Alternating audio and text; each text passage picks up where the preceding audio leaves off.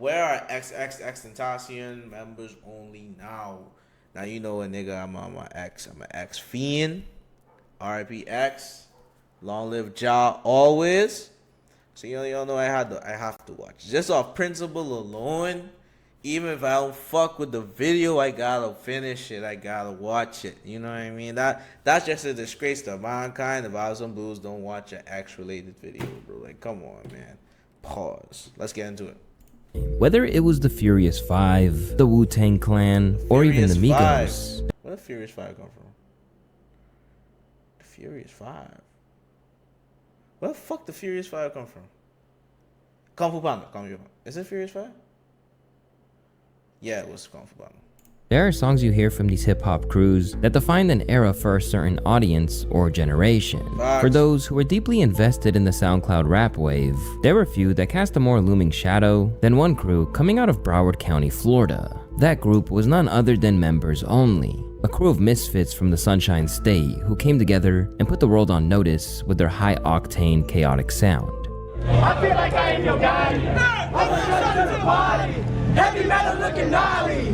Gotta with a Although their biggest group project... Oh, they skip a lot in that song, bro. Low key. Because I know the song go, I feel like I am your daddy. How many times you gonna fuck? Trying to put my dick in her butt. Swerving on that bitch. She bound to take dick. She bound to fuck that. She bound to get jiggy. Bro, that's a vibe tune, bro. God damn. Fuck.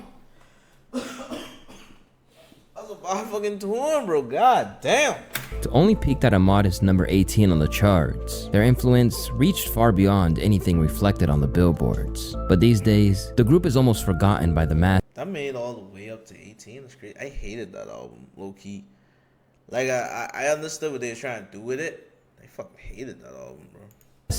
With most of its members relegated to the back of the genre's collective minds after its biggest star was extinguished far too young. And now, some of them are struggling to make ends meet, or are coping with destroyed reputations, let alone recognized as the influential MCs they once were. It's your boy Luesta, and this is the fall of XXXTentacion's Members Only crew. And when looking at this group that had no shortage of potential, there's no... I feel... Okay, before it goes any deeper, you about to talk about Ski. I genuinely feel Members Only problem...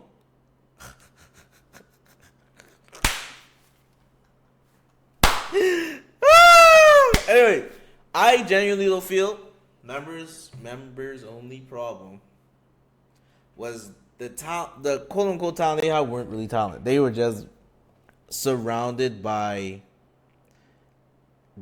talent. You know what I mean? Or like they all surrounded real talent. You know what I mean? Cause like, no diss. X was that guy, bro. Let's be honest. Everyone knows that X was that guy. Ski was right on the side of X, but nowhere near X, in my opinion. And then you just had these other niggas just around who seemed like they were at least decent at music, but weren't all there. I feel like right after Ski, DJ Skiing was low-key tough. I feel like Kid Trunks was always ass. Wi-Fi's funeral, even though he wasn't really a part of Members Only, had potential, but I feel like Wi-Fi kind of fucked himself over because he didn't really... Wi-Fi ain't really a public nigga. He just gonna drop his music and shit. But then I also feel like a lot of these niggas, they stuck in that 2017 time of music. As tough as it was and as tough as it is to look back at, niggas don't listen to that type of music no more. You know what I mean? A lot of these niggas have failed to evolve their sound. You know who also was kind of tough though? Fucking Bass Santana. Bass Santana had potential. All Bass Santana really needed was a little more push and a hit song, bro. Bass had potential, bro. Bass had potential. But a lot of these niggas still trickling off that old sound from 2018, from 2017, 2018 time, that underground sound. And it's like, bro, you gotta get a little big, bro. Like, you gotta change it up, you know what I mean? And I feel like half of these niggas low-key just mediocre at music on the whole, just off rip. No disrespect, but, yeah. better place to start than the man who appeared to have the most out of everyone. Well, there was a poll. It was asking people. Ski just would not fucking drop music. That's the only thing wrong with Ski. To be honest, Ski just would not. I don't know who the fuck. I guess he was going through shit for sure. His boys died. 2 of his boys died, because don't forget he lost Juice too. But I probably could be labeled shit too. But like, the only reason I don't feel Ski bigger, Ski just would not drop fucking music. Like, he just wouldn't drop. If Ski just did drop, bro. Because remember, that album he dropped, I can't remember the name of it. Shit was fire. Shit had hits on it. Nuketown, Faucet Failure, all them shit. It was like, dude, like, he was right there, bro. Like, it just hurt me every time I think about Ski, bro. Ski and goddamn, who's the next one? You know who was hurt me listen to now? Because they could have been so much bigger than they are right now. Fucking Lil Skies. Well, y'all remember Skies, boy? Bro, Skies could have been that guy, bro. But I don't know what Skies ended up doing. Skies ended up not dropping either. Or something like that. And then I remember he came back up with this shitty fucking album. Oh my god. But that album was shitty. Wow, that was a shitty album. Who are the hottest rappers currently in Florida. You did point out that Ski Mask. So why isn't Ski on there? Yeah, you were pointing out that he wasn't on because it. Because if you, bro, because niggas ain't gonna treat me and Ski like we Mario and Luigi. No, we both Mario. We both fucking Mario. Respect. 'Cause it ain't no motherfucking sidekick. None of that. It's not no Goku and Vegeta. You know what I'm saying? No, bro. We both fucking Goku. I ain't seen my brother in months, man. I haven't seen my brother in almost a year, man.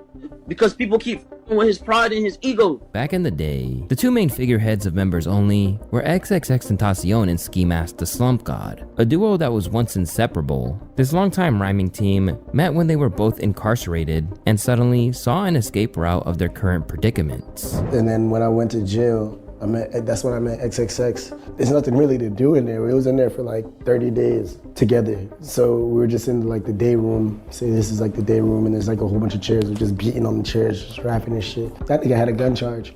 Back then, juvenile. That means he was like under 18. That nigga crazy. X is crazy, son. I spent my birthday in juvenile jail. I think that gave me an extra biscuit or a cookie it was or some shit. Yeah, but nah, he was my friend in there.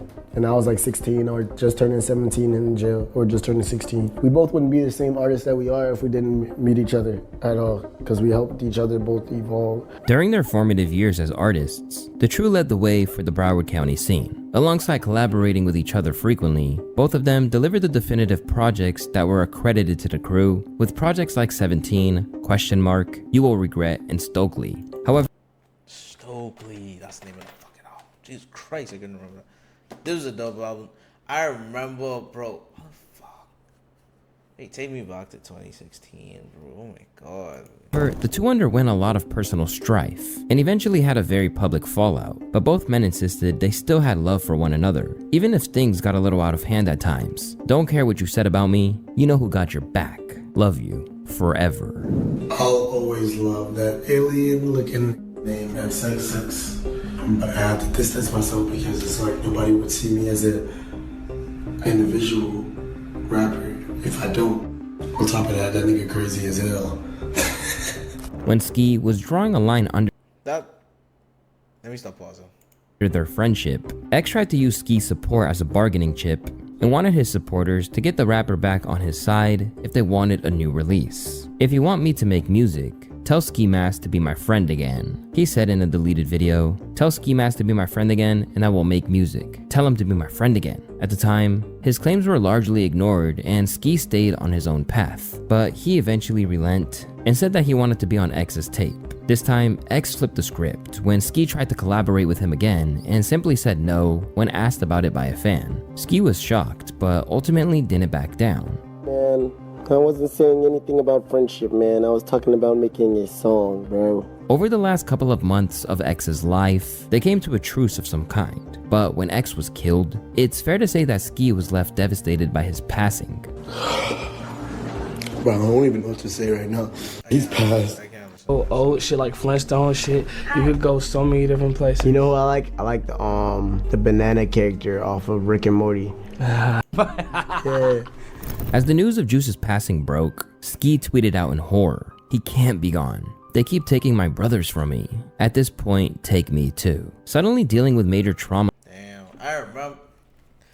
This take me back, bro. God in quick damn. succession, the public went from being excited to hear what was forthcoming from Ski to simply hoping that his mental well-being was intact and that he wasn't self-medicating too much to numb the pain. But when he finally emerged, people weren't as engaged as they once were as the industry seemed to move on. On top of his comeback mixtape Sin City shifting Garbage.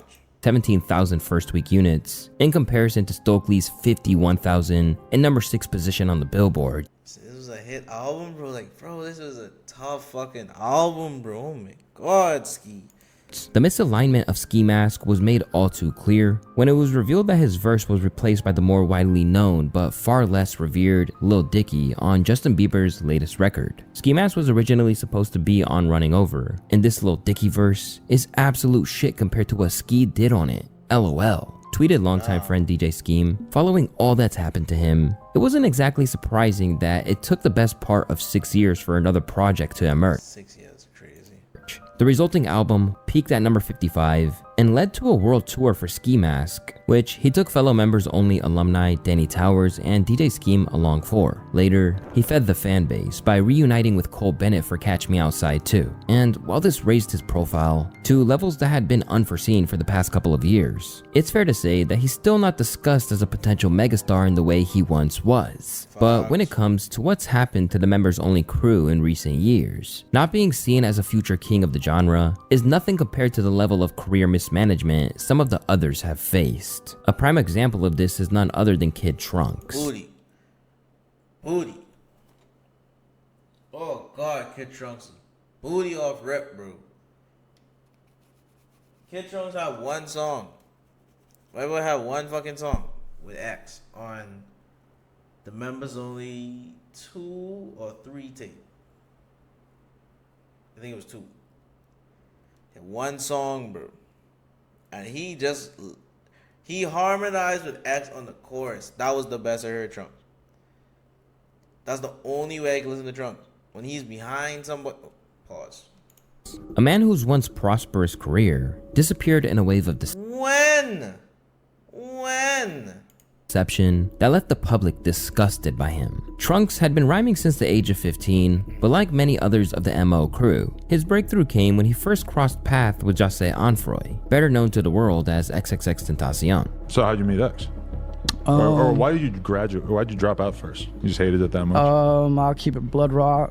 X told me to drop out. Like, he forced me to drop out, like, I swear. Wow. Okay, Yeah. so how'd you meet him? Well, I met him when I was like 14 or 15. I had a best friend back then in high school. Her name was Cynthia, and I would just usually be at her crib and shit, just vibing because we was friends. And she told me one day, she was like, "Yo, I got a man. You can't really like come over that much." And I was like, "All right, bet, but you got to introduce me to him because you feel me? We best friends and shit." So, my current manager, X's old manager, Absent Will, he had dropped him off at Cynthia's house that day, and that's where I met him. But at first we didn't like get along because he wasn't a really friendly person. Despite initial reservations from both men over where they could get along, the two formed a bond, and before long, Trunks was the newest addition to the crew that was so vital to his early buzz as an artist. Honestly, music we and wasn't life. even talking about me being in members only. I was Okay. just around, you know, like supporting him, like being at the shows, turning up, like promoting his music. And then one day I woke up, he tweets, he was like, "Welcome to members only, men."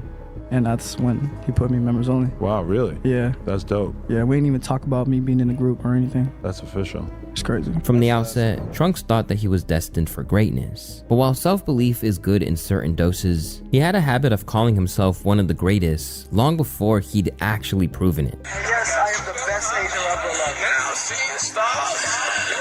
Unsurprisingly, this got him quite a whole lot of backlash from the public, who felt like he hadn't earned anything near this. See the stars. unsurprisingly, this got him quite a whole lot of backlash from the public, who felt like he hadn't earned anything near this. And in the morning, like, I was like, you know what? I felt like just labeling myself the greatest Asian rapper alive. So I posted on my story, I'm like, hey man, like, I don't care who don't think so, but I'm the greatest Asian rapper alive. You feel me? Point blank period. And then 2 days later, I wake up, Academics posted me on his story. Oh, and asked if people agreed. Okay. Yeah, and that shit went viral. So I had so many people hit me up like, and honestly, I didn't really stress it that much. So even if you got a lot of hate from it, though, was that worth it? In that it got a lot more people talking about you? Yeah, it was worth it because at the end of the day, at the end of the day, Trunks is what we call straight fucking booty, boy. I'm not even gonna lie to you. Hold on. The fuck? Bitch. Bitch.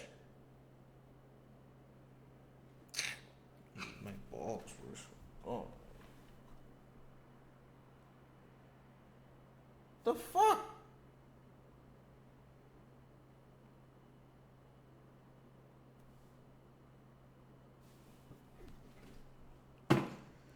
Swear to God, this year I'm celibate, bro. Swear to God. I feel like I ain't your daddy. How many times you gonna fuck? Try to put my dick in her butt. Showing on a bitch, she behind the dick, she behind the bush. Yo, age 118, what's good, man? Bye. Everyone, as an artist and as a man, should feel like they're the greatest. You feel me? Although it was seen as cringe by some, it didn't halt his progress, and the peak of his success arrived in the form of the 2018 track IDK. Later, a few tracks from the posthumous release, Members Only Volume 3, helped keep his name alive in the mix. But after all the chatter around him started to wind down, Trunks took a major gamble to try and give his brand another boost in a very unconventional sense. In case you didn't know, you know what it is, you so booty, you got a fucking fake account to the fucking promote your shit, bro.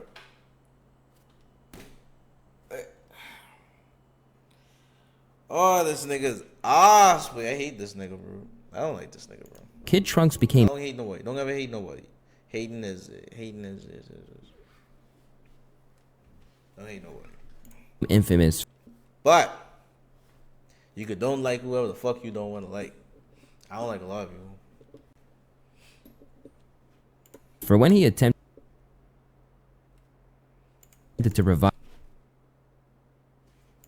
his momentum by claiming that he'd suffered a series of unfortunate circumstances. In quick succession, he revealed that he'd been shot, and shortly afterwards, he claimed to have lung cancer. After he sought what could only be seen as a sympathy vote, Kid Trunks did receive a small win in the form of a Fashion Nova deal. But while this briefly boosted his profile, Trunks soon realized that— Why he look like that, bro?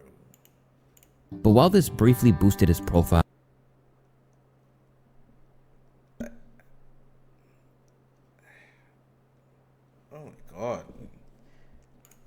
Trunks soon realized that he had in fact gone too far, and in a lengthy apology, he described the whole cocktail of circumstances that led to his decision to deceive the public. My career was going down. Like, I feel like I wasn't getting as much love as I used to be. We know you was lying about the gunshot food. What about the cancer down? And like, you know, they say clout is a hell of a drug, but drug is a hell of a drug.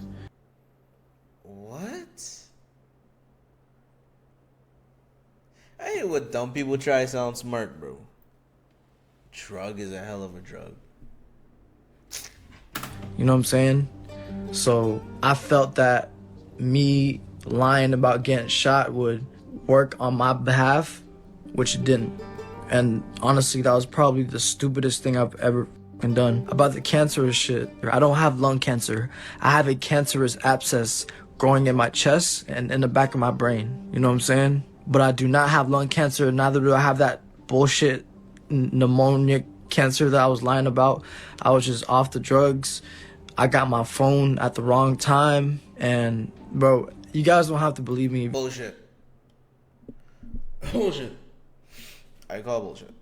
If you don't want to. I've been capping a lot due to just me overdoing myself, and like I'm saying, I'm not trying to make no excuses up for myself. I'm not trying to seek any sympathy right now. I am going through it a lot mentally. This is like 2016, dog. What about Members Only? Spiritually, physically, and I'll just be real with whatever it for speaking up, Trunks. Bullshit. With y'all, like, I apologize for lying. Be you. That's all we want, bro. What do we want from Kid Trunks, bro? We want nothing from Kid Trunks, bro. We want nothing from him, bro. Like let's be honest, bro. Like,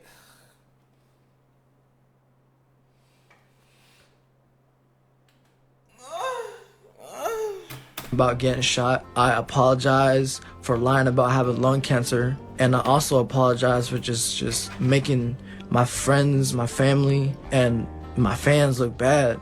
You know what I'm saying? And yeah, bro, like, I just really want to apologize from the bottom of my heart. After doing that, it's fair to say that Kid Trunks became a pariah. Because while some things can be excused when you're desperate to hold on to fame, faking an illness when real families are suffering isn't one of them. And now, his attempts to make amends have completely fallen on deaf ears. But somehow, he still seems to think this is in any way salvageable. Recently, his management offered an olive branch to the public and tried to capitalize on his connection to the late X to kickstart his career by posting the following message on his old friend's dedicated subreddit. now imagine a message from Kid Trunks to Jazz Fonz. Happy New Year, XXXTentacion family. We hope everyone had an amazing holiday season filled with love, affection, and positivity. As we step into 2025, we want to start fresh by addressing some important matters and honesty and sincerity. First and foremost, on behalf of Kid Trunks, we want to deeply, genuinely apologize for his past mistakes. Trunks has taken the time to reflect on his actions and understands the hurt that may have caused. He's been in rehab for 5 months now. We are proud to share that he is 175 days sober, a milestone he's worked incredibly hard to achieve. This journey has been one of growth, self-awareness, and redemption. We humbly ask for your understanding and invite you to join us in supporting Trunks in his path of renewal. Everyone deserves a chance to grow and be better. Trunks is committed to proving himself through his actions moving forward. On a lighter note, we're excited to share some new music with you. Trunks recently dropped a new track, Fuck 'Em, featuring Tana and Young Chris. Hold up, chat.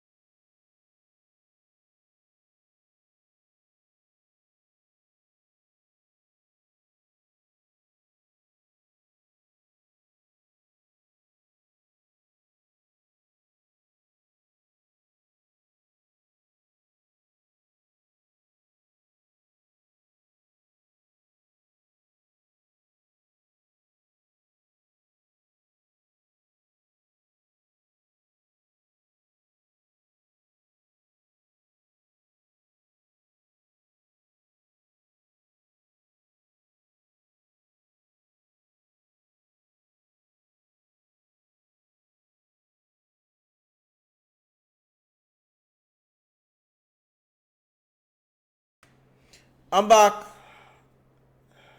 And calm down. Relax. I know you missed me. Just calm down. Just chill. I'm not reading this shit no more. Happy New Year, XXXTentacion family. We hope everyone had an amazing holiday season filled with push by half of Stone Heat and bring Trunks on proving himself. But almost as soon as they could do so, the fans let it be known that they weren't about that, and that what he had done was unforgivable. As polite as I can be, Mid Trunks. Jessica, Mid Trunks. we are glad your Mid? He ain't even fucking mid. client is off drugs, but he faked having cancer and scammed people. This community doesn't like him. And if he really wants public perception of him to change, maybe he should change how he presents himself. This post's intention is to get clout and views, not to spread joy. We would all prefer to see Trunks be a motivational speaker, or work with troubled kids, or even make a YouTube channel just being himself. The song that you promoted just sounds like a song X and Ski would have made 7 years ago, but worse. Less energy and less exciting. We are not the target audience for your client's music, but we would probably like some of his posts if they showed genuine change, since we would at least be happy that X had a positive change on his friend, which so far he hasn't. Despite the writing, You know, commit you to be the right 3 paragraphs on a Reddit post, bro. Like, damn, that's commitment right there, bro. very clearly being on the wall, Kid Trunk simply refuses to relent and go get a job in an Arby's or something. However, there are some who actually still have a shot at a sustainable career. It's just that they haven't quite reached the heights that they could have based on their raw talent. One rapper that fits that bill perfectly is Rob Banks. An affiliate of Raider Clan before he linked up with members only, Banks immediately stood out as one of the most promising acts in the clique. In no small part due to the fact that while other kids envisioned being basketball players or astronauts, Banks only ever wanted to be an MC. I knew I wanted to rap when I was young. I was like 6. I used to watch 106 in Park, and I used to want to emulate them. I was really drawn to it. It's one of those things that I was really drawn to. I wasn't drawn to a lot as a child. I was never really easily influenced by shit, but that did. Definitely Rap City and 106 in Park. Like I always said, when I first heard certain rappers, when I first heard Biggie, I knew I wanted to rap. When I first heard Slick Rick, I knew I wanted to rap. Wu-Tang, I knew I wanted to rap when I first heard Protect Your Neck, and shit like that. The first time I made something, I was real young. I think I was recording at one of my best friends at the time's house, young Neil, and his brother had a whole bunch of recording equipment, and we would just go around with his shit. His brother taught us how to count bars, grade. It's a fact that he had a real difficult time adjusting to fame. Rob Banks sort of, you know what I'm saying, took over and almost snuffed the real, I'll say like the normal side of me out, you know what I'm saying, because my life completely became all music after that, you know what I'm saying, that just was rap, that's all I did. Shows and rap shit, you know what I'm saying, studio, and that's my everyday, like, shit, I mean, shit like this, like, I got, you know what I'm saying, so with that comes a lot of other things, you know what I'm saying. Part of yourself, I feel like with any type of success, a little piece of you dies, almost like a little bit of innocence.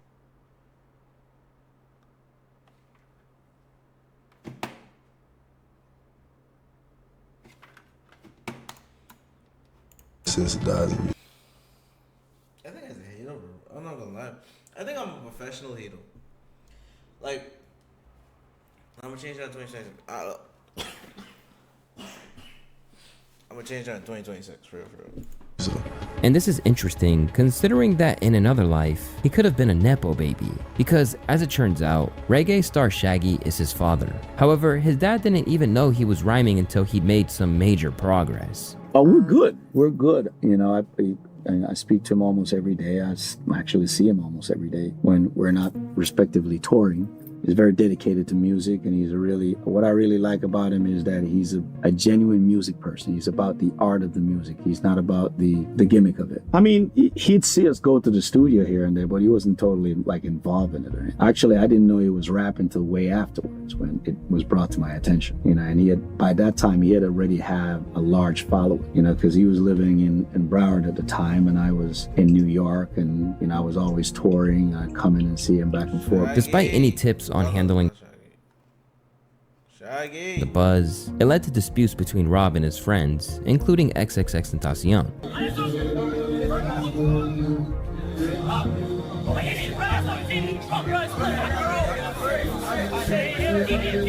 swear to God, this nigga was the scariest fucking 5'2" nigga in the world, bro. I swear to God. Like, dude is only, how tall X was? X was like, I'm pretty sure they say X was like 5'2". Tall.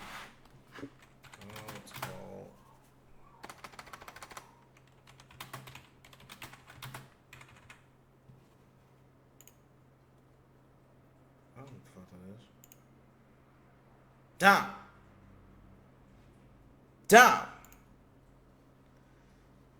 Tom! This is entering midget status, bro. Wow. My boy is short, but he was scary with it, bro. Like how are you, like, Jesus Christ, wait. I can't even talk to like I like 2 inches taller than the nigga. But still, damn. You know us short kings. Whenever someone's shorter than us, we gotta little bro them a little bit. You know what I mean? You know what I mean? It just comes with the game. The tall boys pick on us. We gotta pick on the shorters. You know, come on, mom, bro. It's just a part of the game. It's just a part of the game. I can't help it.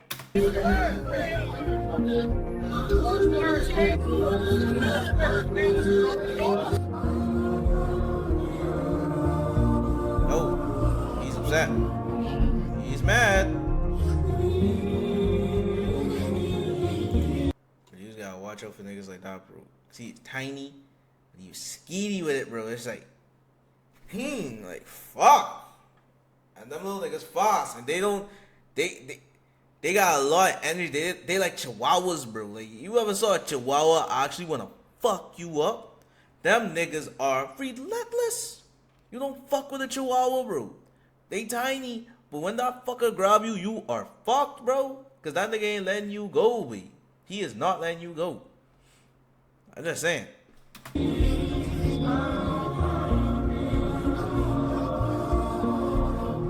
W song in the background, by the way. They slowed it. It sound like shit. Slow it, but W song.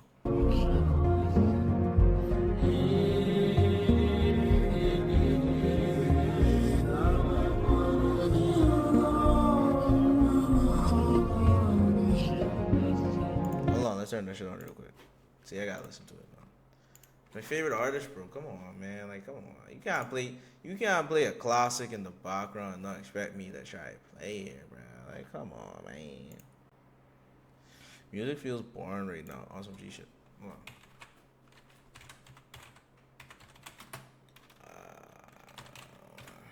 I'm pretty sure that was Alone Part 1. It was Alone Part 1.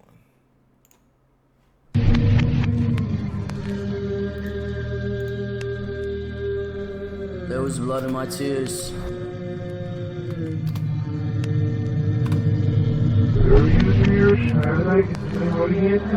So many complaints to remember. You're a genius.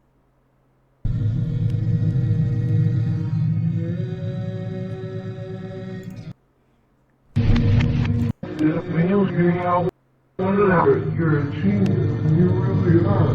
I would never change.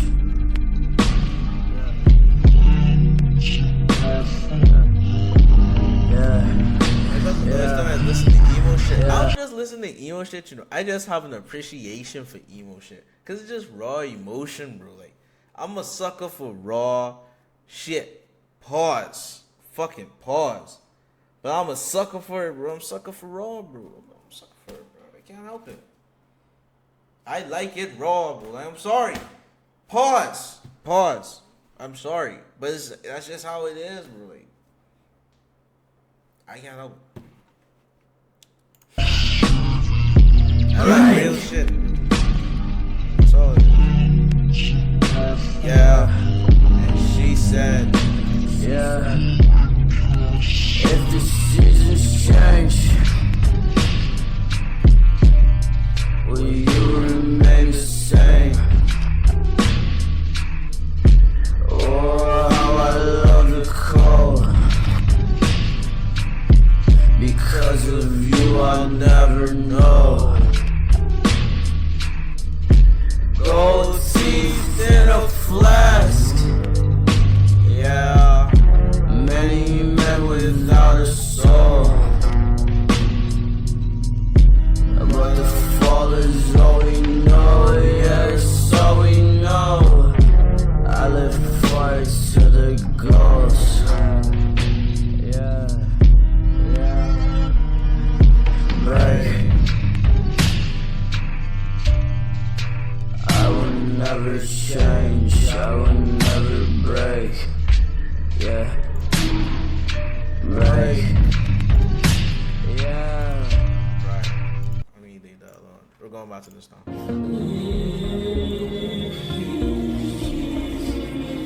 couldn't leave because I promised my fans that for so long. But I really, the whole time, like with the last 2 years of me recording Falconian and finishing up that project, I really wanted to just get back to me. You know what I'm saying? And get back to Rob and who Rob is, like who is Femto, like who am I? You know what I'm saying? And shed the whole Falconia, the Griffith, the whole anime shit, like, you know what I'm saying? Like shed that skin almost and emerge anew in a sense. But for all that he's steadily working now, there was a point in 2020 where Rob Banks was pretty adamant he was retiring in favor of management. I'm trying to put artists on, he said of his new career direction. When I look at the artists that I've helped break, and I've never spoken on this, especially publicly, on an interview scale, it's never been with paperwork. Cause I was young and the way I am, I see talent and I'm like, I just wanna help you. I don't know why, but that's just how I've always been. I just wanna help. If I got a platform, I'ma help you. And strangely, these claims of calling it a day with their music career is going to be a recurring thread for the members only crew. But even though half of them was fucking trash.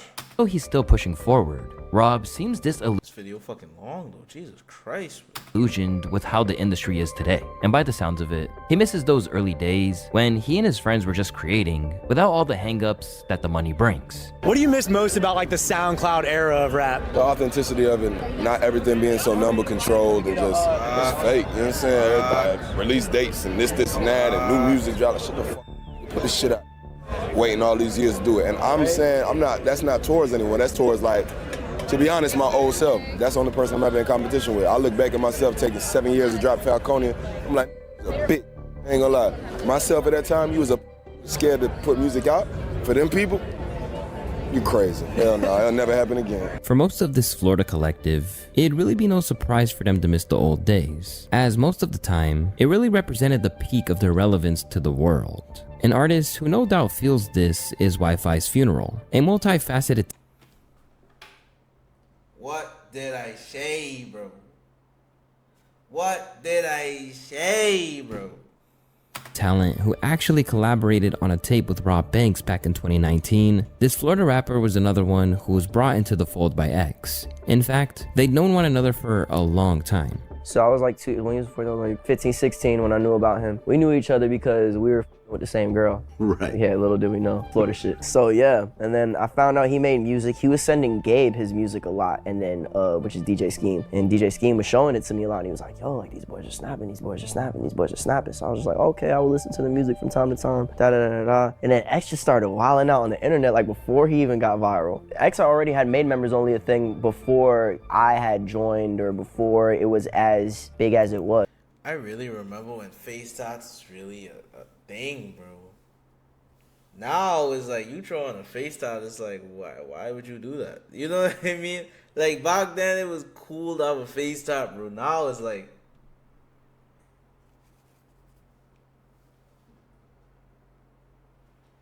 why would you do that?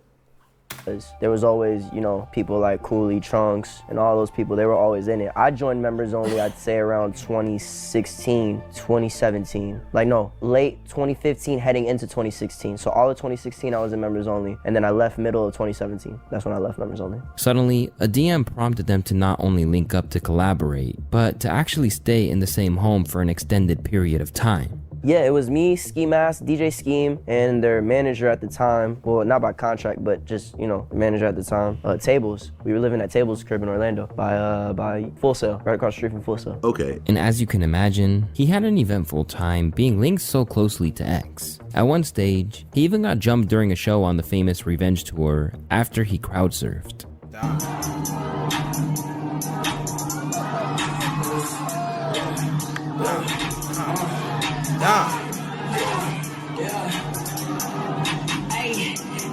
You can imagine you just crowd surf and then you just get jumped, bro. Like,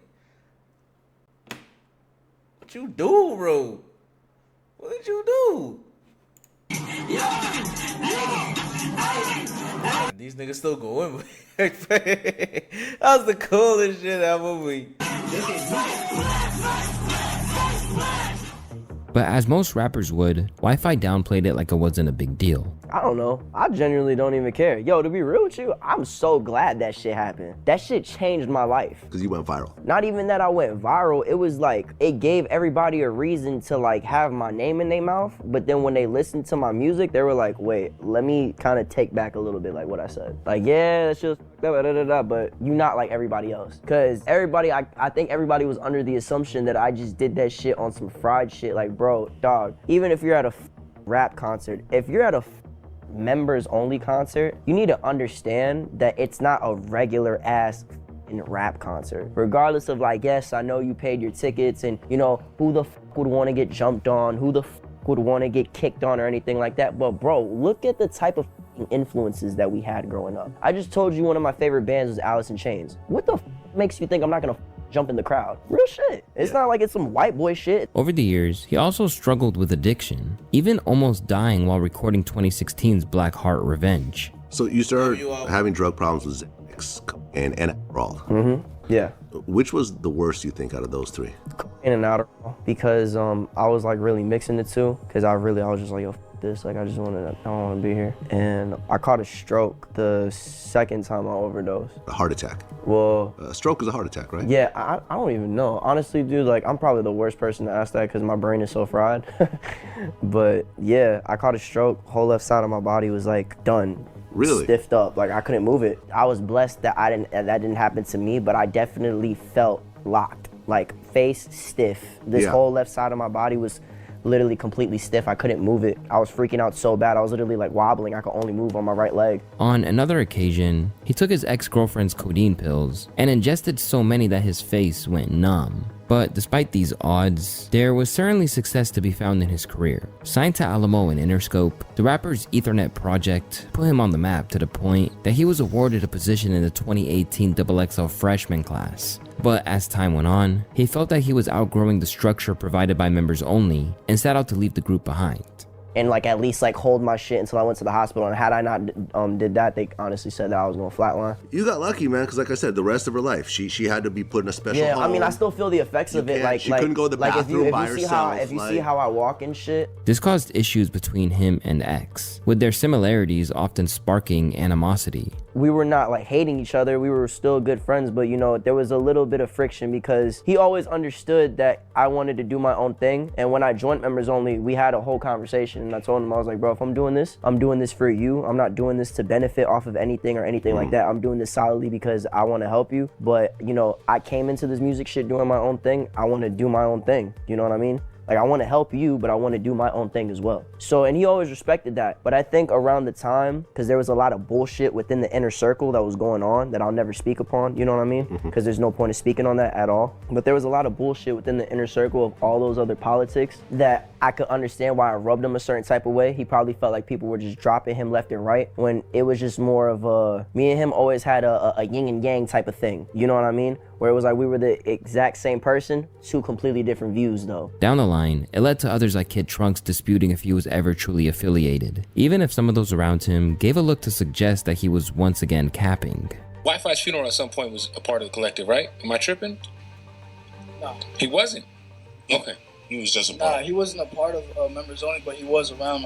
He was around a lot, right? Yeah. But Ski Mask was, right? Yeah, most definitely. Okay, most for definitely. sure. And are you guys all out of Broward County, right? Broward County, Florida, 954. While he always had love for the crew, even after he left, Wi-Fi claimed it was them who were ultimately sparking a needless rift. And them boys be like acting like I'm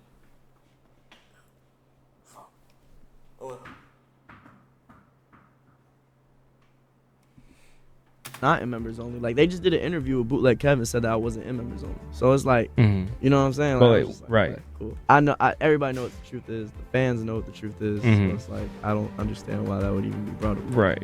Anybody that's really been neck they deep, know the truth. They know I was in members only too. So the fact that they would even come out and say that, I think the whole situation is goofy.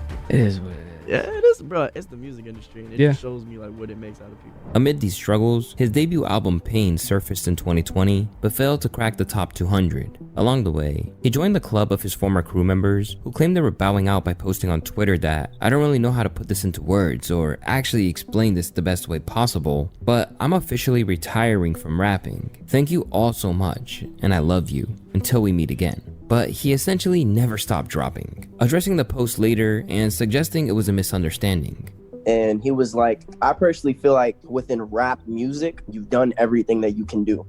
You know what I mean? You've made XXL, you trended on YouTube solidly off of a fucking freestyle. You know what I mean? Like no beat in the background or nothing, you just rapping. Like people kind of know already that you could rap. And after a while, I just thought about it and I was just like, well, what the else do I have like more to bring to the table other than that? I know I can bring more, but it was like, what else in rap music specifically, like, do I have to bring to the table? And according to him, a lot of people that wrote him off came out of the woodwork after he claimed to be done with the rap game. The only time they really want to give you your type of respects due is when they feel is these three things. They got to feel like you out for the count. They got to either feel like, you know, you're giving up, or you're retiring, quote unquote, or you got to be dead. Some sort of tragedy, pretty much.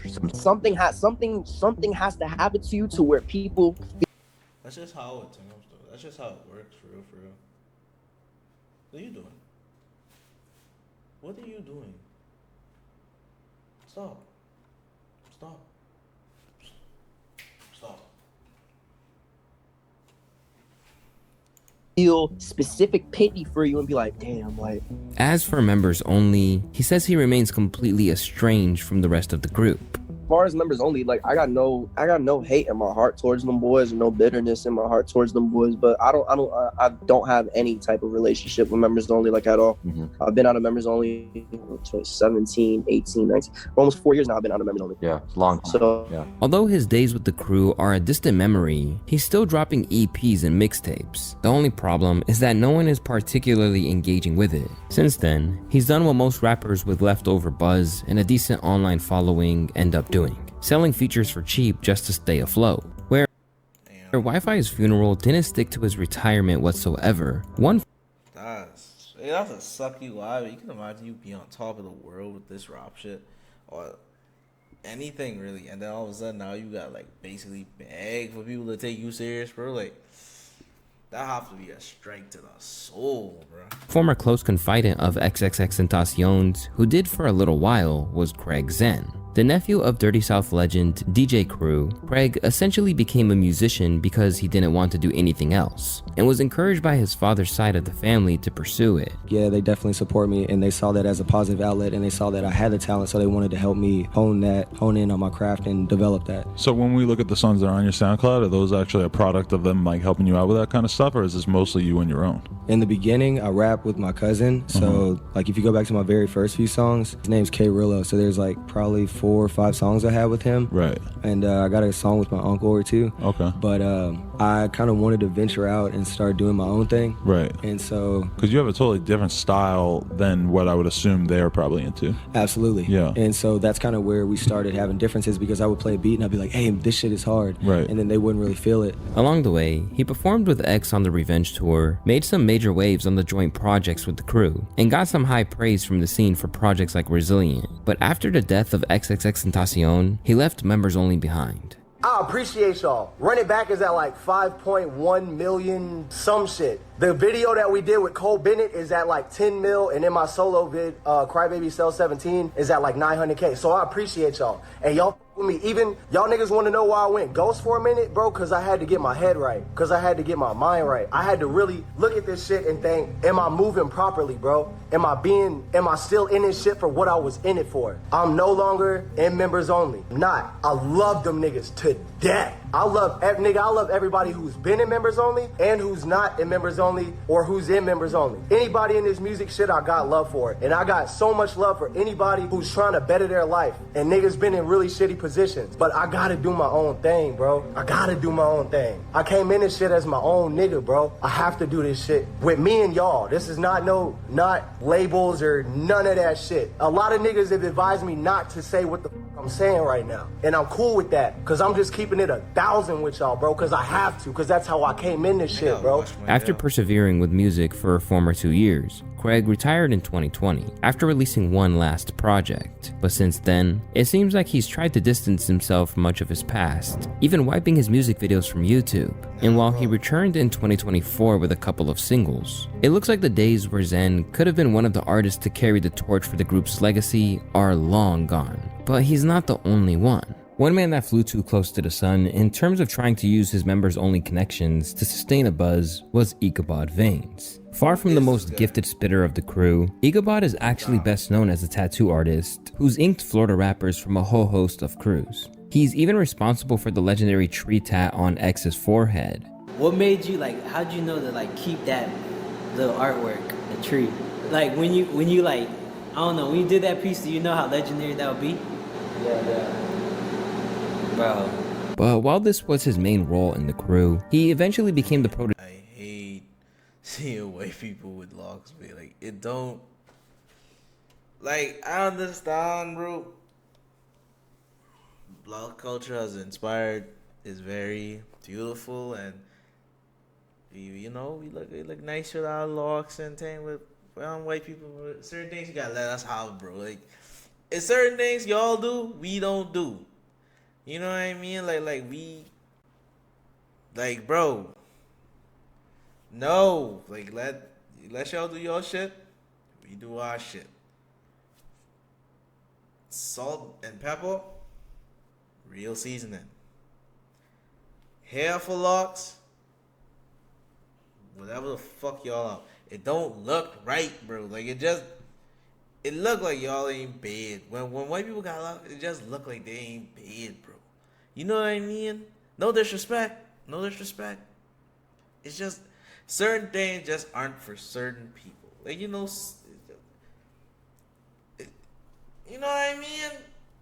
I'm just saying. Jay of X's mother, Cleo Bernard. This meant that when it came time to release posthumous projects, he was always going to get first dibs. However, this wasn't a positive career move, as the backlash from his feature on the track Glass Shards, the last track X ever worked on before getting shot, being promoted via the deceased rapper's IG as the account went live basically sunk him. In fact, out of all the tracks released after X's death, none of them have been as contentious as this one. Stop ruining this man's legacy. Let him rest in peace. Honestly, I want to say this to X's team. Stop ruining your artist's vision and discography, some that he worked very hard for. You've already ruined other projects. Stop adding features that don't make any sense. But clearly, you don't care about that. The dude's part isn't bad. He's good, but this doesn't look very good for him. The way X's fanbase perceives it, it's Cleo trying to get her new artist more clout, and that's about it. Not giving a damn about X's vision. And sure enough, they were right, as these days, Ichabod's tracks are barely even breaking 2K views in the span of months. Generally, this sense that their career is going nowhere is pretty much the case for most of the members-only crew.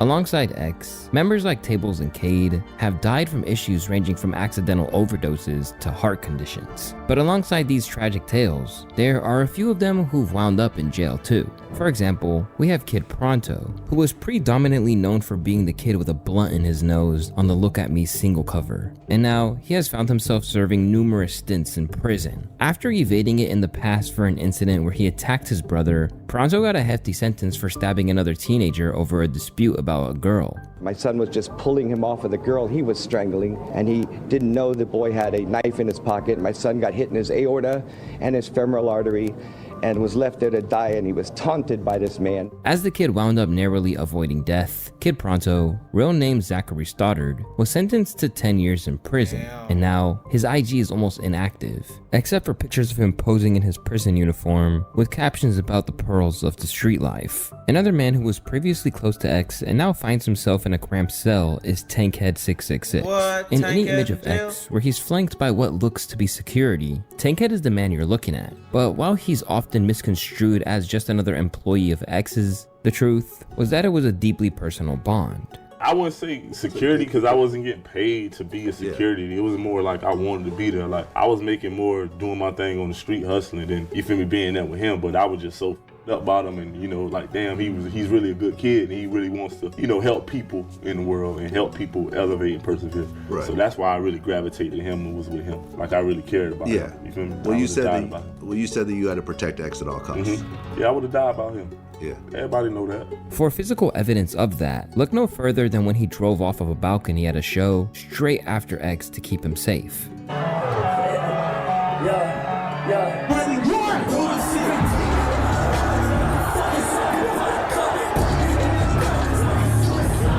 An aspiring rapper in his own right too, Tankhead was broken by X's death. And just 2 years after it went down, he was arrested when Jose Tremaine Jose, aka Fat Poppy, was shot to death outside the popular Wynwood restaurant, Kush. After he attempted to flee, he was reportedly apprehended near the Florida state line and returned to Dade County for arraignment. XXX Tentacion has been arrested in connection with a deadly shooting in Miami. Linwood Walker III, who goes by Tankhead 666, was affiliated with XXX's members-only music collective. Reports say Walker was arrested Monday in Ohio, where he allegedly fled after an incident resulted in the death of 28-year-old Jose Jose. Jose was a father of 3 and a former football player for the University of Central Florida, also a rapper. He went by the name Fat Poppy Escobar. Although he has yet to be taken to trial, Tankhead's online posts would suggest that he's getting a little fed up sitting behind bars, as he waits for these second-degree murder charges to either be proven or thrown out. Despite the momentum that the crew once had, it seems like any shot that many of them had of retaining relevancy died alongside their tragic leader XXXTentacion. And now, some of his supporters are dismayed to see that so few of the people he believed in have not been able to conjure up any momentum of their own. Honestly, I feel bad for members only. X did everything he could to make sure the group succeeded. Then he passed, and I feel like none of his own mans have done right by him since. Even Ski was involved heavily with Members Only Volume 3. But after he was dead, he just worried about his own career after he got established. And now, it's safe to say that any chance of them running the industry is a distant memory. RIP X, bro. But for real, I feel like the main reason for the downfall is that, from what I get, these were just a lot of niggas who... These were just dead ass a lot of niggas who didn't really rap, didn't really have no real love for the game, but really just grew some form of love because of X, and I guess Ski too. You know what I mean? They got love for the game now because this nigga doing it, he getting bitches, he got all kind of clout and shit. Why don't I try this shit one time? Let me get some money on me, you know? No, he doing it because, you know, I've seen it. We're doing music and shit. Like you have your little friends who be around you too. You like, Mom, wait, let's make a song together. You know, that's just how it be. And I feel like that was basically the dynamic of a lot of these niggas in that group, cause it's obvious these niggas ain't really about that rap shit for real, for real. They just did it because they had legit the biggest artists in the world on the side of them doing it. And it's like, why the fuck not? I want bitches, I want money too. You know what I mean? Like, fuck it. Why not?